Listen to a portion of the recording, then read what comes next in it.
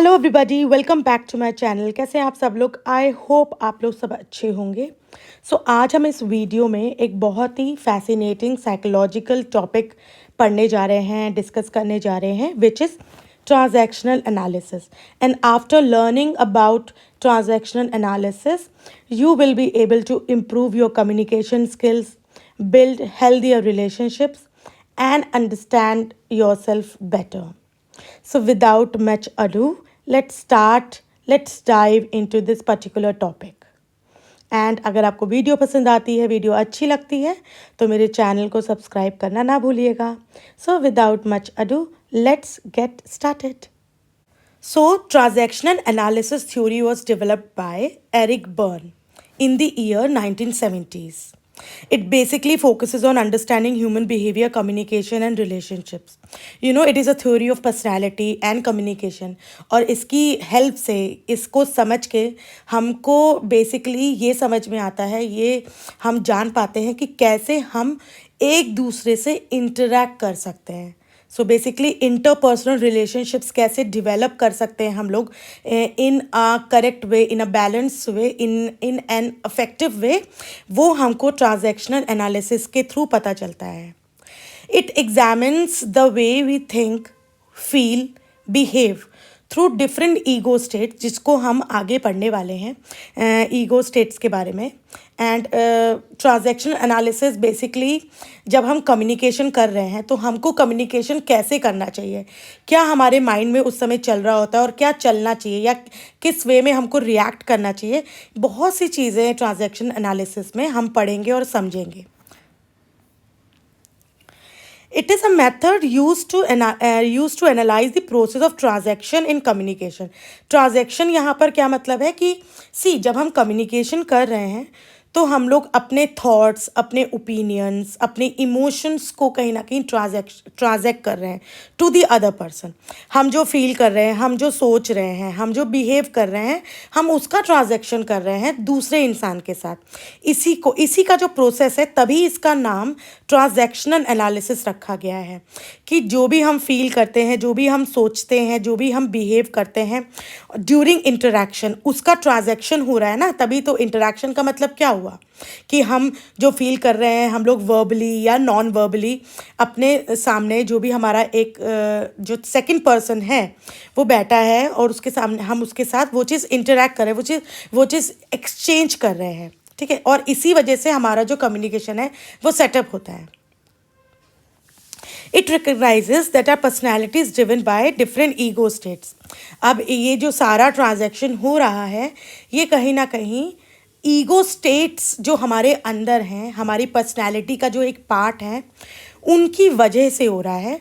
और वही ego states अलग अलग सिचुएशंस में कैसे बिहेव करती हैं और उन ईगो स्टेट्स की वजह से हम कैसे बिहेव करते हैं, उसके बारे में हम पढ़ने वाले हैं. सिगमंड फ्रूड ने ईगो स्टेट्स के बारे में बात करी थी स्टार्टिंग में, इनिशिएट जब करा था उसको. बाद में एरिक बर्न ने इस पर्टिकुलर थ्योरी में यूज़ करा है.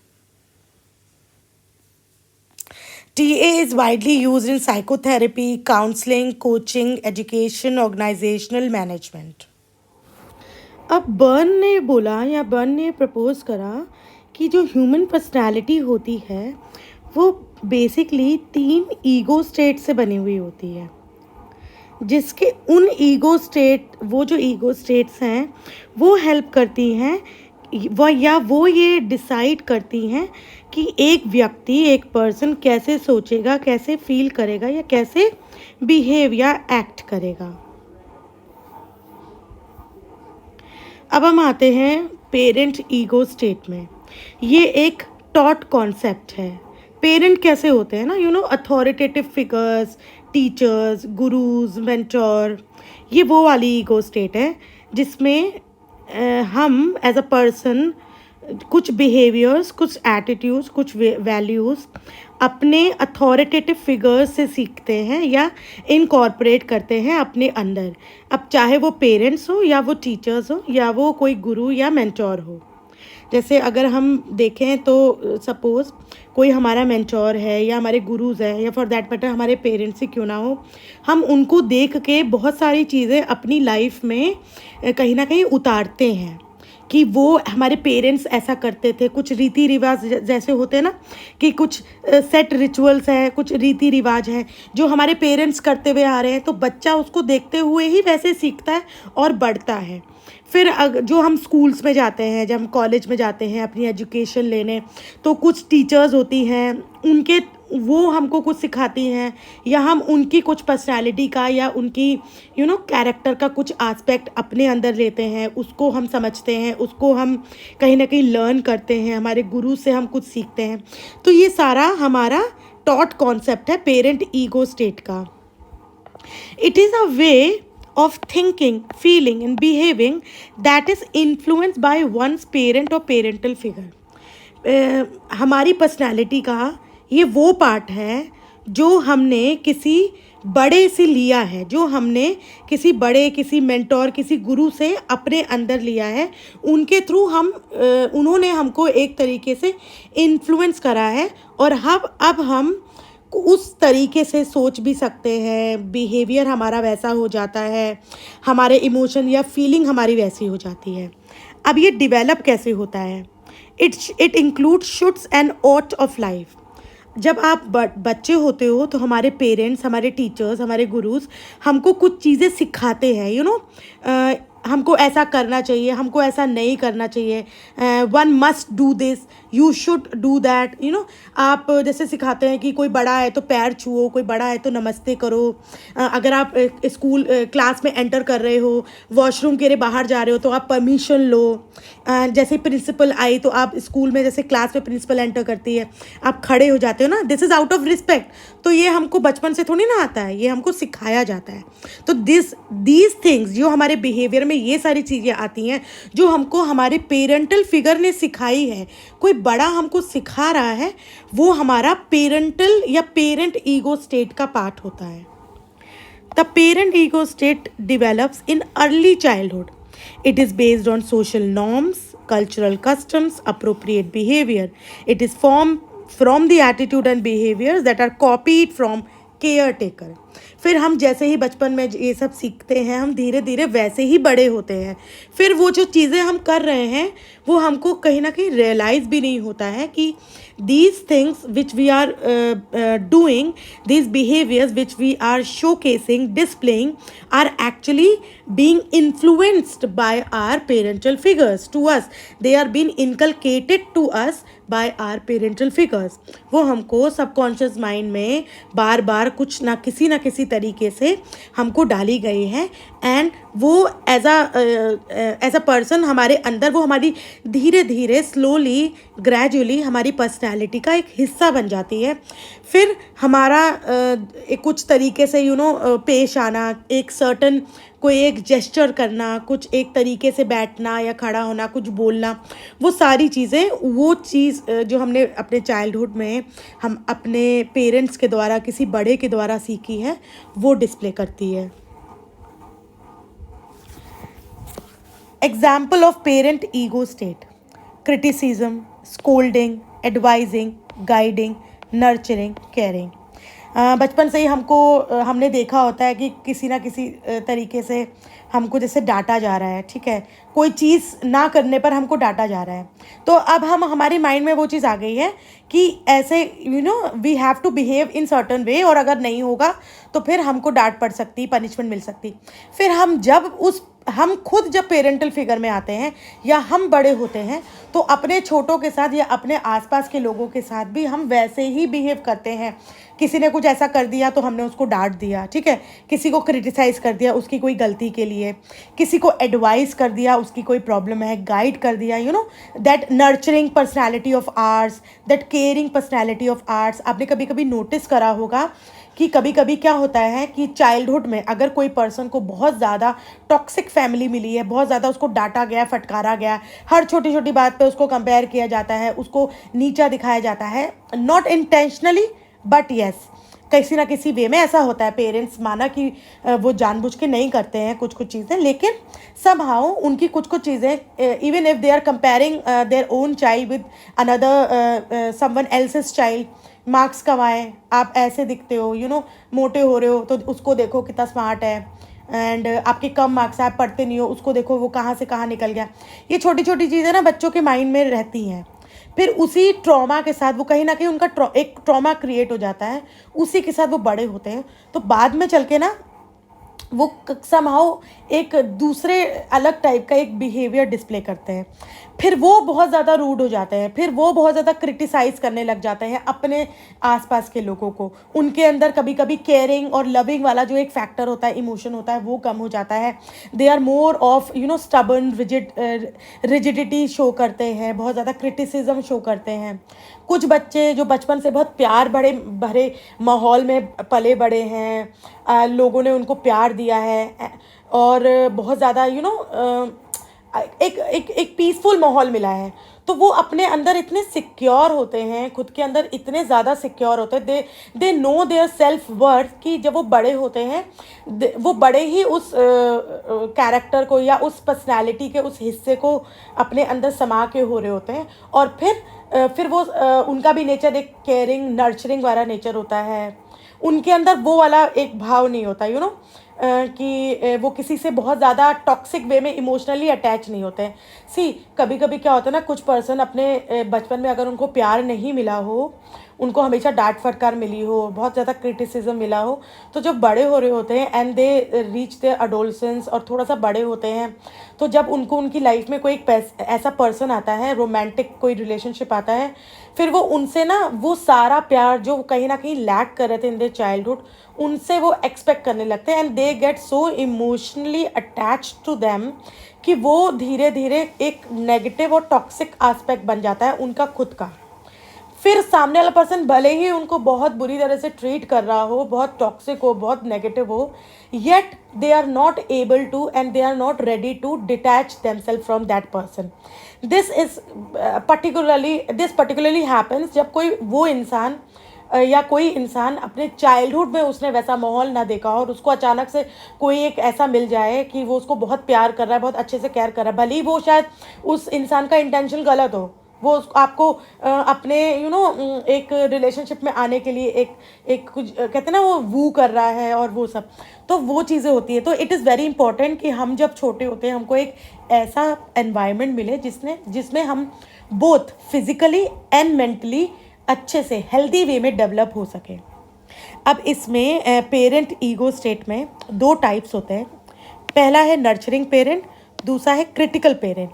अगर किसी के अंदर नर्चरिंग पेरेंट वाला ईगो स्टेट है तो वो केयरिंग होगा, थोड़ा सा प्रोटेक्टिव होगा, अपने आसपास के लोगों के लिए एनकरेजिंग होगा, मोटिवेट करेगा वो लोगों को। लेकिन अगर उसके अंदर क्रिटिकल पेरेंट वाले कुछ ट्रेट्स हैं तो वो जजमेंटल हो सकता है, डोमिनेटिंग या कंट्रोलिंग हो सकता है, बहुत ज़्यादा डिमांडिंग हो सकता है। एक्सरसाइज, अब देखो एक एक्सरसाइज है, think of one behaviour you have in response to a given situation that exactly matches either of your parent. अब इसमें एक सिचुएशन दी गई है, आप ये चीज़ अपने ऊपर अप्लाई करके देखना। This is an exercise. For example, if one of your parent habitually reprimanded offenders in a loud voice in a similar situation, would you do the same? If so, then that is an example of your parent ego state. इसका मतलब ये है, अगर किसी एक particular situation में आपके parents certainly behave कर रहे हैं, they are behaving in a certain manner, and आप वो सब चीज़ देख के बड़े हुए हो, देन आप अपने माइंड से अभी इस समय सोच के बताओ क्या कुछ ऐसा है जो जैसे आपके पेरेंट्स करते थे आप भी आइडेंटिकल वे में रिएक्ट करते हो, और अगर ऐसा है then you have that parent ego state. Now another ego state is child ego state, and it is a felt concept. Child ego state represents our emotions, impulses, and early experiences as a child. The child ego state is a pattern of thinking, feeling, and behaving that's rooted in childhood experiences.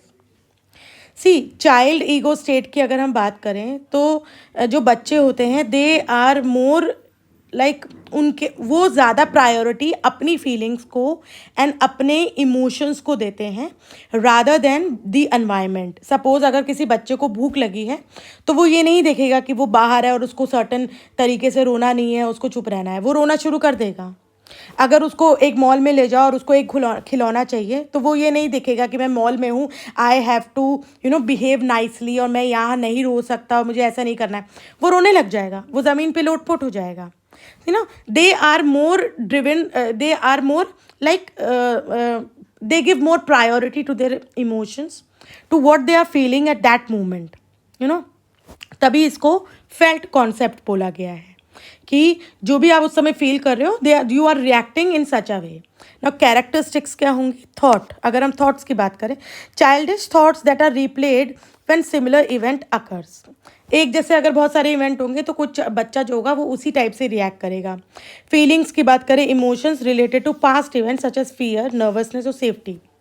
Feeling की बात करें तो एक as a child, बच्चा अगर किसी certain environment में बड़ा हो रहा है तो उसकी जो फीलिंग्स है वैसे ही डेवलप होंगी। उसके अंदर अगर वो बहुत टॉक्सिक एनवायरनमेंट है तो उसके अंदर डर का एक फीलिंग बहुत ज़्यादा होगी, नर्वसनेस होगा या सेफ्टी होगा, डिपेंडिंग कि उसको कैसा एनवायरनमेंट मिला है for upbringing. Then behaviour, adaptive behaviour that may act as a survival instinct. Adaptive behaviour मतलब वो कहीं ना कहीं इधर उधर से देख से सीख रहा होता है। देन सब type, the natural child, the little professor and the adapted child. When someone is in their child ego state, they might exhibit behavior that like being playful, impulsive, dependent, rebellious, and oversensitive depending on how they adapted to their childhood environment. See, child ego state, ज़्यादातर वो जो बच्चा है या वो जो इंसान है वो जिस माहौल में पला बड़ा है उस एनवायरनमेंट का ज़्यादा रोल होता है उस बच्चे के अंदर, उस इंसान के अंदर चाइल्ड ईगो स्टेट के डेवलपमेंट में, एंड अकॉर्डिंगली वो वैसे ही बिहेव करता है। एंड अगर हम बात करें बिहेवियर्स की तो किस टाइप के बिहेवियर्स वो शो कर सकता है। अगर एक इंसान चाइल्ड ईगो स्टेट वो उस पर्टिकुलर समय में पोर्ट्रे कर रहा है तो that person might be showing a playful personality, थोड़ा सा इम्पल्सिव हो सकता है, डिपेंडेंट हो सकता है, रिबेलियस हो सकता है, ओवर सेंसिटिव हो सकता है। चाइल्ड ईगो स्टेट दो टाइप्स के हो सकते हैं child ego, natural child, adaptive child. Natural child मतलब this ego state represent spontaneous, carefree and expressive part. अगर कोई इंसान बहुत ज़्यादा स्पॉन्टेनियस है, ही और she is living a life जिसके अंदर वो बहुत ज़्यादा केयर फ्री वाला एक बिहेवियर शो करता है, बहुत ज़्यादा एक्सप्रेसिव है अपने थॉट्स, अपने इमोशंस के साथ, and they are more like playful personality को शो करते हैं या जॉयफुल रहते हैं, तो ये कहा जा सकता है कि they are displaying their child ego state, natural child ego state. Adapted child की बात करें तो वो क्या होता है? Represent the child who has learned to adapt to their environment by conforming to expectations. एक इंसान जब बड़ा हो रहा होता है, बहुत सारे लोगों की उस पर्टिकुलर बच्चे से बहुत ज़्यादा एक्सपेक्टेशंस होती हैं, एंड वो यही सीख के बड़ा होता है कि I have to behave in certain way, मुझे उनकी एक्सपेक्टेशंस पूरी करनी है, तो वो अडेप्ट करता है as per the expectations of others. और वैसे ही वो क्या कर रहा होता है? बड़ा हो रहा होता है। तो बड़ा होने के बाद अगर कोई इंसान इस टाइप का बिहेवियर शो कर रहा है, like he is more adjusting to the environment, वो क्विकली एडजस्ट हो जाता है, बहुत ज़्यादा फ्लेक्सिबल है, वो कहीं ना कहीं जो भी दूसरा एक्सपेक्ट कर रहा है उससे वो उस चीज़ के बारे में बहुत सोच विचार करता है, उसकी तरह बिहेव करने की कोशिश करता है, then that person can be said to be displaying adapted child behaviour. Examples क्या हो सकते हैं? Feeling nervous when approach by a stranger. अगर कोई स्ट्रेंजर आपके सामने आ रहा है और आप कहीं ना कहीं बहुत ज़्यादा नर्वस हो रहे हो तो आप चाइल्ड ईगो स्टेट को डिस्प्ले कर रहे हो। Feeling safe when holding someone's hand. If you are with someone, if you hold अगर आप किसी के साथ हाथ पकड़ के चल रहे हो, आप किसी के साथ हो, तो आप अपने आप को सेफ महसूस करोगे as compare to the situation when you are all alone, all by your self. Then also you are displaying a child ego state. आप अगर जल गए या ऐसा कुछ चीज़ है तो आप डर जा रहे हो, being scared, getting churning stomach when called into boss office. आप जैसे किसी दिन आपको बॉस ने बुला लिया, आपको अब बहुत ज़्यादा नर्वसनेस हो रही है ना, एक अलग सी बटरफ्लाई वाली फीलिंग्स आ रही है आपके पेट में, तो वो क्या है? वो भी एक चाइल्ड लाइक बिहेवियर है, एक चाइल्ड ईगो स्टेट का ही बिहेवियर है। Remembering your grandmother's house when you smell a lovely smell. ये सारी चीज़ें हर इंसान के अंदर होती हैं बेसिकली। एक ह्यूमन बीइंग के अंदर पेरेंट ईगो स्टेट भी होता है, चाइल्ड भी होता है और अडल्ट भी होता है। अब वो डिपेंड करता है कि जब वो किसी से इंटरैक्ट कर रहा है, उस समय वो कौन-सा बिहेवियर डिस्प्ले कर रहा है। क्या वो उस समय पेरेंट बना हुआ है, क्या वो चाइल्ड बना हुआ है, क्या वो अडल्ट है। तो that depends on a situation. और फिर उस ईगो स्टेट कि अगर वो पेरेंट ईगो स्टेट में है तो कम्युनिकेशन कैसा होगा, चाइल्ड ईगो स्टेट में है तो कम्युनिकेशन कैसा होगा, इफेक्टिव होगा कि नहीं होगा, अडल्ट में इफेक्टिव होगा कि नहीं होगा, देन वो उस पर डिपेंड करता है। आई होप आपको इतना समझ में आ रहा होगा। अब हम एक्सरसाइज देखते हैं। Recall a situation where you are responded just the way you would when you were a little child. अब आप एक सिचुएशन इमेजिन करो जहाँ पर जब आप जैसे बच्चे थे वैसे ही रिएक्ट करते थे, वैसे ही आप अभी भी रिएक्ट कर रहे हो उस सिचुएशन में भी। एग्जाम्पल के तौर पे, in childhood when your parents scolded you, would you sulk for hours because you didn't have permission to express your anger at them, or would you shout back at them? Either way, is this the same way you are respond when you get angry with others today? If so, this is an example of child ego state. So child ego state में क्या हो रहा है कि suppose आप जब बच्चे थे और आपको आपके पेरेंट ने डांटा, ठीक है। अब आपके पेरेंट ने डांटा तो आप बहुत रोने लग गए, आप दूसरे कमरे में जाके मुंह फुला लिया, खाना नहीं खाया कि भैया आज मम्मी ने बहुत डांट दिया, आज मैं खाना नहीं खाऊंगा, ठीक है। अभी ये आपका एक एज अ चाइल्ड ये बिहेवियर था। And when you are a grown up man और अ वुमेन, और you are also behaving the same way now also ना। आप अभी भी वैसे ही बिहेव कर रहे हो कि जब भी आपको डांट पड़ती है, जब भी आपसे कोई नाराज़ होता है या गुस्सा होता है या आपको कुछ ही चीज़ के लिए स्कोल्ड करता है, आप तब भी मुंह फुला के बैठ जाते हो, खाना नहीं खाते हो। तो दैट मीन्स कि कभी कभी आप उस समय चाइल्ड ईगो स्टेट में होते हो। सी, अब मैं आपको एक बहुत सिंपल सा बहुत क्यूट सा एग्जाम्पल देती हूँ, रिलेशनशिप्स का एग्जाम्पल देती हूँ कि एक लड़का लड़की रिलेशनशिप में है। जनरली लड़कियां क्या होती हैं, they become a child when the lady और द वुमेन और the female is with her partner. उसने आपके बॉयफ्रेंड या पार्टनर ने आपको डांटा और लड़की क्या करती है, मुंह फुला के बैठ गई बहुत ज़्यादा और गुस्सा हो गई, बच्चों की तरह बिहेव कर रही है। उस समय वो चाइल्ड ईगो स्टेट को डिस्प्ले कर रही होती है।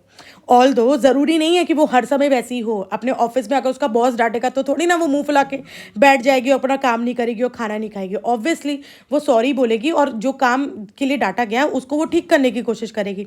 लेकिन सेम वे अगर उसका बॉयफ्रेंड उसको डांट रहा है किसी चीज़ के लिए, वो नखरे दिखाएगी, वो मुंह फुलाएगी, वो हर वो चीज़ करेगी वो शायद जो एक बच्चा करता है।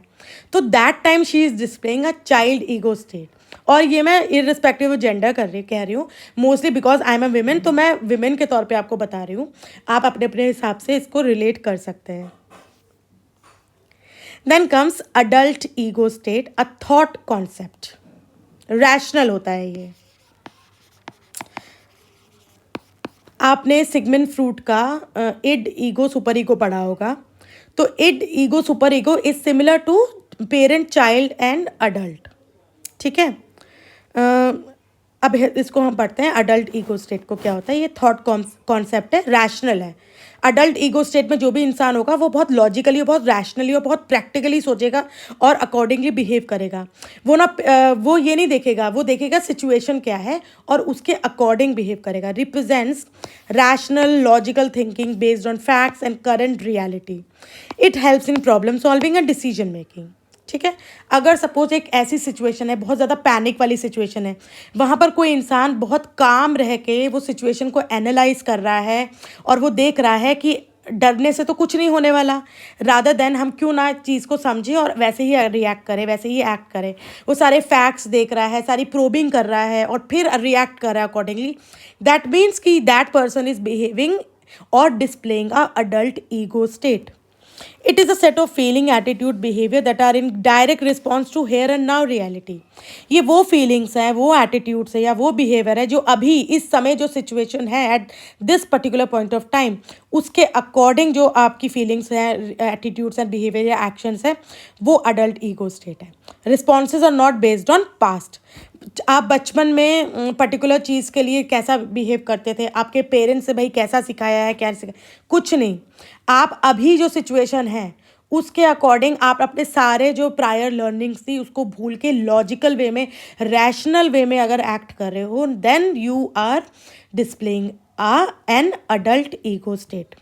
The adult state of being is alternative to the present, is attentive to the present. Present को लेके बहुत अटेंटिव है, वो इवेल्युएट करता है प्रोज एंड कॉन्स को, डेटा गैदर करता है, क्वेश्चंस पूछता है, क्लैरिफिकेशंस करता है, reasons logically, and takes responsibility and therefore behaves accordingly. Characteristics क्या होंगे अडल्ट ईगो स्टेट वाले के? लॉजिकल होगा, कंसिस्टेंट होगा, that person is will be open to discussion, curious होगा, रिस्पेक्टफुल होगा. अब इसको यूज कब करते हैं? Adult ego state is use when making decisions that will affect others. अगर कई सिचुएशन है जहाँ पर आपको एक ऐसे डिसीजंस लेने हैं जो केवल आपको नहीं अफेक्ट करने वाले, वो बाकी सबको जो आपके आसपास हैं उनको भी अफेक्ट करने वाले हैं, तो ऑब्वियसली आप अडल्ट ईगो स्टेट में रह के डिसाइड करोगे. Adult ego state is use when solving the problem in working environment. ज़्यादातर ऑफिसेज या वर्किंग एनवायरनमेंट में आप या फॉर्मल सेटिंग्स में आप अडल्ट ईगो स्टेट में पाए जाओगे. The adult ego state is use when communicating effectively. Adult ego state क्या करेगी? ऐसे में जो लोग होंगे जो ये डिस्प्ले कर रहे हैं, they will think rationally, solve problems accordingly, they will communicate effectively, have healthy relationship, have a successful career, personal growth भी होगा उनका. अब एक्सरसाइज क्या है? Think of a situation you handled without prejudice और बैगेज. आप एक सिचुएशन के बारे में सोचो जहाँ पर आपने उस सिचुएशन को सॉल्व करा है या हैंडल करा है बिना प्रीवियस आपके जजमेंट्स के, जो आपके पास्ट में जो भी थॉट प्रोसेस रहा हो, आपके बिलीफ सिस्टम जो भी हो, उनको साइड में रख के, without being judgemental, without being bias, आपने अगर कोई भी सिचुएशन को हैंडल करा है, डिसीजंस आपने लॉजिकली लिए हैं ओपन माइंड से, then you are using or you have used your adult ego state. It is a response which could be different from your parents. You know how your parents would have been responded in a similar situation. It is also different from how a child in you would have dealt with. I hope आपको adult ego state समझ में आया होगा. Comparing the ego states. Child ego states pleasure या Comparing the ego states. Child ego state pleasure या fantasy principle पे काम करती है. These seek fun, comfort and avoid pain. मतलब जहाँ पर उनको यू नो दिस, अगर कोई बच्चा है तो वो चीज़ करेगा जिसमें उसको खुशी मिलती है या वो कंफर्टेबल है, वो अवॉइड करेगा कोई पेन या कोई ऐसी चीज़, कोई डर की चीज़ को, राइट. वहीं अडल्ट ईगो स्टेट की अगर हम बात करें तो वो रियलिटी या रैशनैलिटी प्रिंसिपल पे काम करती है. They analyse the facts, they make logical decisions.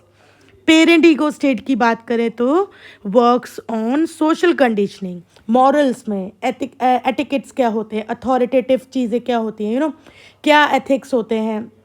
Society में अगर रहना है तो आपको ये करना पड़ेगा, ये चीज़ें नहीं करनी पड़ेंगी. वैल्यूज़, नॉर्म्स, ये सारी चीज़ों को लर्न करवाना, ये सारी चीज़ें जो इनकलकेट की जाती हैं, ये पेरेंट ईगो स्टेट का काम है.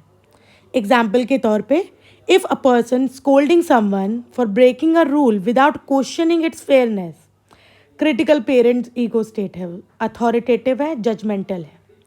अगर कोई पर्सन कंफर्ट कर रहा है अपने एक फ्रेंड को using a phrase they heard from there parent, nurturing parent ego state. Care giving, अगर वो केयरिंग है, जैसे उसका फ्रेंड रो रहा है तो वो उसको जाके थोड़ा बात कर रहा है, उसको कंफर्ट कर रहा है, फील करवा रहा है, उसको पूछ रहा है व्हाई आर यू क्राइंग, क्यों, आपको क्या प्रॉब्लम है, आप मुझसे शेयर कर सकते हो, उसको समझा रहा है सिचुएशन के बारे में, तो वो parent ego state, that too nurturing one, वो डिस्प्ले कर रहा है.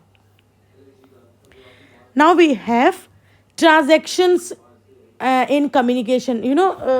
अभी तक हमने parent ego state, adult ego state और चाइल्ड ईगो स्टेट पढ़ी, बट हम एक्चुअली में पढ़ के आ रहे हैं ट्रांजैक्शनल एनालिसिस. तो अब हम पढ़ने वाले हैं कैसे एक पर्सन जब चाइल्ड ईगो या पेरेंट रिस्पेक्टिवली होता इस स्टेट्स में होता है, तो वो कैसे इंटरेक्ट करता है, उसका कम्युनिकेशन पैटर्न कैसे बनता है, हम वो पढ़ने वाले हैं. A transaction is an exchange of communication between two people. Transaction can be complementary, crossed और ulterior. ट्रांजैक्शन क्या है? जब हम किसी से कम्युनिकेट कर रहे होते हैं, हम कैसे अपने फीलिंग्स को, अपने व्यूज़ को, अपने बिहेवियर को एक्सचेंज कर रहे होते हैं with that another person. Now that is transaction.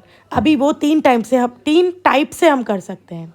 Either we can transact complementary, either crossed और अल्टीरियर. तो कॉम्प्लीमेंट्री क्या होता है, क्रॉस्ड क्या होता है, अल्टीरियर क्या होता है, इसको देखते हैं हम लोग.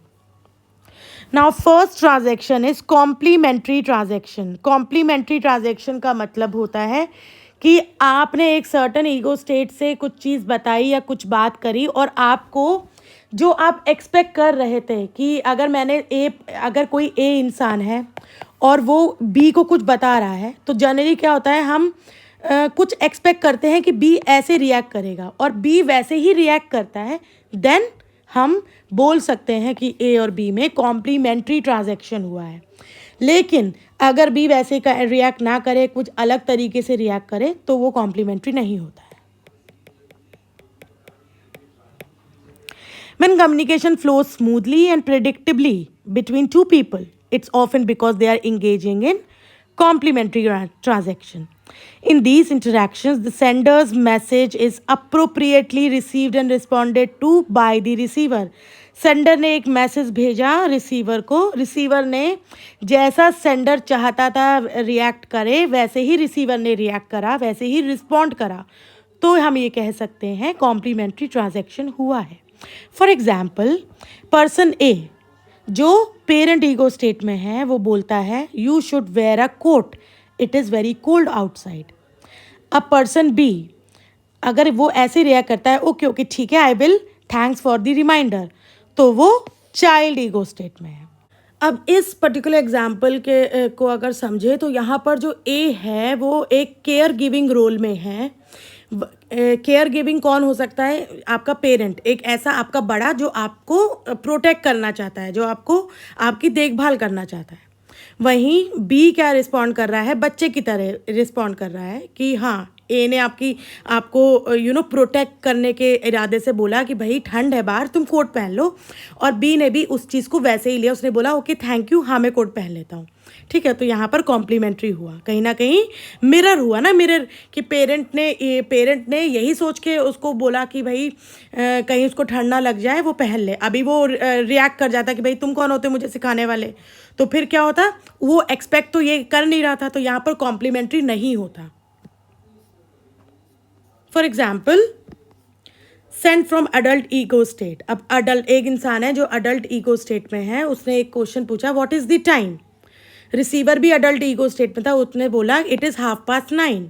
तो equal, the exchange of transaction between adult and adult, ये क्या हुआ, इक्वल हो गया, कॉम्प्लीमेंट्री. अडल्ट ने लॉजिकली प्रैक्टिकली कोई सवाल पूछा और दूसरे पर्सन ने भी उसी हिसाब से उसको जवाब दिया. अब दूसरा एग्जाम्पल देखते हैं. Can you help me with this report. Adult ने अडल्ट से पूछा. Why do you ask me, can't you do it your self. अब ए ने जब बी से ये चीज़ पूछी, तो उसने, ए तो अडल्ट के तौर पे पूछ रहा था, और उसने कहीं ना कहीं ये एक्सपेक्ट भी करा था कि बी भी अडल्ट के तौर पे उसको रिस्पॉन्ड करे. लेकिन यहाँ बी ने कैसे रिस्पॉन्ड करा, यहाँ बी ने थोड़ा सा पेरेंट या चाइल्ड की तरह रिस्पॉन्ड करा. तो यहाँ पर ये चीज़ गड़बड़ हो सकती है. Sorry, okay. कभी कभी इट ऑल्सो डिपेंड्स कि आप कौन से एनवायरनमेंट में हो, वहाँ पर भी ट्रांजैक्शंस अफेक्ट हो सकते हैं. समटाइम्स कि सपोज पेरेंट टू अडल्ट या पेरेंट टू चाइल्ड एक एनवायरनमेंट में तो काम कर जाए, लेकिन दूसरे एनवायरनमेंट में काम ना करे. सपोज अगर हम ऑफिस में बात करें, किसी इंसान ने आपको एज अ पेरेंट कुछ सिखाने की कोशिश करी. अब वो समझ रहा है कि भैया आप चाइल्ड की तरह रिस्पॉन्ड करोगे, आपने भैया एडल्ट की तरह बोला कि भैया तुम कौन होते हो मुझे सिखाने वाले, आई नो माई जॉब. यहाँ पर क्या हो गया, ट्रांजैक्शन कॉम्प्लीमेंट्री नहीं हुआ, यहाँ क्रॉस हो गया. तो ये भी डिपेंड करता है कि आप कहाँ पर हो।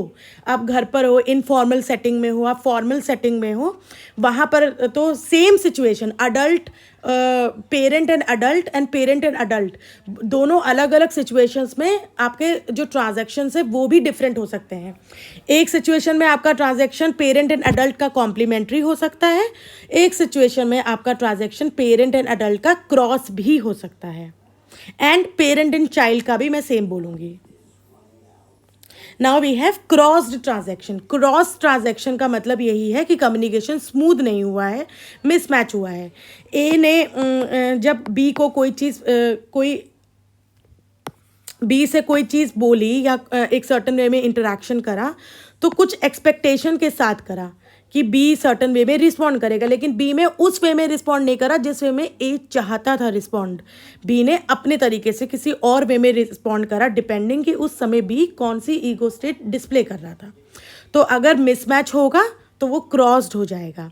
यहाँ पर हम एग्जाम्पल लेते हैं। क्रॉस में मतलब कॉन्फ्लिक्ट हो सकता है, मिसकम्युनिकेशन हो सकता है, ठीक है। यहाँ पर एग्जाम्पल लेते हैं।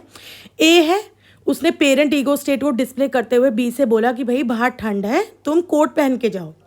अब बी उस समय अडल्ट ईगो स्टेट में था, उसने बोल दिया कि मैंने भाई वेदर चेक करा है, तुम मत बताओ, मैं पहन लूँगा अपने हिसाब से। तो वो एडल्ट की तरह बिहेव करा, उसने लॉजिकली फैक्ट्स वगैरह चेक करके। ए ने जब पेरेंट की तरह आपको कोई चीज़ बोली है, तो ए कहीं ना कहीं ये सोच रहा था कि आप भी अकॉर्डिंगली रिएक्ट करोगे। तो यहाँ पर अगर कम्युनिकेशन को अच्छा रखना था तो बी को चाइल्ड वे में रिएक्ट करना चाहिए था, लेकिन बी ने अडल्ट के वे में रिएक्ट करा। यहाँ पर गड़बड़ हो गई, यहाँ पर मिसकम्युनिकेशन हो गया, कॉन्फ्लिक्ट्स हो गए, ठीक है। और इसको हम क्रॉस्ड ट्रांजैक्शन बोलेंगे। In this scenario, person A speaks from caring parent state, expecting a child response. However, B counters with an adult. The difference can cause a potential mismatch, disruption in the flow of conversation. I hope आपको ये सब चीज़ें समझ में आ रही होगी। And if आपको कोई query हो, कोई चीज़ पूछनी हो, you can ask me in the comment section. Then we have ulterior transactions. अब यहाँ पर अल्टीरियर ट्रांजैक्शंस में क्या हो रहा है, आप कम्युनिकेट कर रहे हो लेकिन आप जो बोल रहे हो आपका मतलब वो नहीं है। आप कहीं ना कहीं कुछ एक हिडन मैसेज दे रहे हो और वो हिडन मैसेज आपकी लाइन में डिस्प्ले नहीं हो रहा है, ठीक है। जैसे कि हम फ्लर्टिंग या मैनिपुलेशन या सरकास्टिकली कुछ बोलते हैं, आपने कुछ बोला, वो टोन जो होती है ना, उससे समझ में आ सकता है कि हाँ ये जो बोल रहा है उसका मतलब वो नहीं है, उसका टोन से हमको समझ में आता है। तो that is ulterior transaction. Hidden messages, double meaning जो होते हैं मैसेजेस, उसको हम अगर कम्युनिकेट कर रहे हैं या उससे अगर हम बात कर रहे हैं उसको यूज़ करके, तो वो हम अल्टीरियर ट्रांजैक्शन कर रहे हैं। These are more complex and bit tricky to understand. They occur when there is a hidden secondary message और intent behind the explicit communication. The overt message from one ego state comes from one ego state while the covert message stems from the other. Overt message, covert message क्या हुआ? जैसे person A ने do you think this dress makes you look young, person B it's a trendy style. अब यहाँ पर क्या हो रहा है, person A is speaking an opinion about dress adult to adult, ठीक है। However the underline message seeks validation about appearing youthful, child to parent और अडल्ट। यहाँ पर अगर हम कोई एक चीज़ बोल रहे हैं, कोई एक सेंटेंस को कम्युनिकेट कर रहे हैं, तो वो सेंटेंस ऊपरी तौर पे, सतही तौर पे कुछ अलग लग सकता है, लेकिन उसका मीनिंग या टोन से हम लोग समझ सकते हैं कि वो कहना क्या चाह रहा है। तो यहाँ पर एक टाइम पे बेसिकली दो ईगो स्टेट्स काम कर रही होती हैं एंड सामने से हम अकॉर्डिंगली वैसे ही कम्युनिकेट करते हैं। तो यहाँ पर ऐसा कम्युनिकेशन चलता है। आई होप आपको ये चीज़ कंफ्यूज नहीं कर रही होगी। So this was it for this video. I hope आपको ट्रांजैक्शनल एनालिसिस का थोड़ा सा बिट्स एंड पीसेस में आपको समझ में आया होगा। जो मैंने इंसाइट देने की कोशिश करी है आपको समझ में आई होगी। बेसिकली ट्रांजैक्शन एनालिसिस कुछ नहीं, एक पावरफुल टूल है, एक साइकोलॉजिकल वे है कि आप कैसे कम्युनिकेट कर सकते हैं। आपको अगर ये समझ में आ गया कि हमारे अंदर एक टाइम पे तीनों ईगो स्टेट्स होती हैं, पेरेंट, अडल्ट एंड चाइल्ड, अगर हम स्मार्टली इन तीनों को यूज़ करना जान गए तो हम अच्छे से लोगों से कम्युनिकेट कर सकते हैं, अपने बिहेवियर को अकॉर्डिंगली यूज़ कर सकते हैं लोगों को इन्फ्लुएंस करने में। हमारी रिलेशनशिप्स हेल्दियर हो सकती हैं, हमारा इंटरपर्सनल कम्युनिकेशन हेल्दियर हो सकता है। By recognising ego states, analysing transaction and avoiding psychological games, people can improve their interaction and achieve healthier relationships. Thank you for watching. Next video में हम पढ़ने वाले हैं लाइव स्क्रिप्ट्स, जो ट्रांजैक्शनल एनालिसिस का ही एक पार्ट है, जो कि हम नेक्स्ट वीडियो में पढ़ने वाले हैं। सो आई होप आपको ये वीडियो पसंद आई होगी, एंड अगर आपको वीडियो पसंद आई है तो मेरे चैनल को सब्सक्राइब करना ना भूलिएगा, अपने फ्रेंड्स के साथ भी शेयर कर दीजिएगा। नेक्स्ट वीडियो लेके मैं जल्दी आऊँगी। It is another part of transaction analysis which is life scripts. So till then stay connected with me, be happy, be positive, keep learning, bye bye.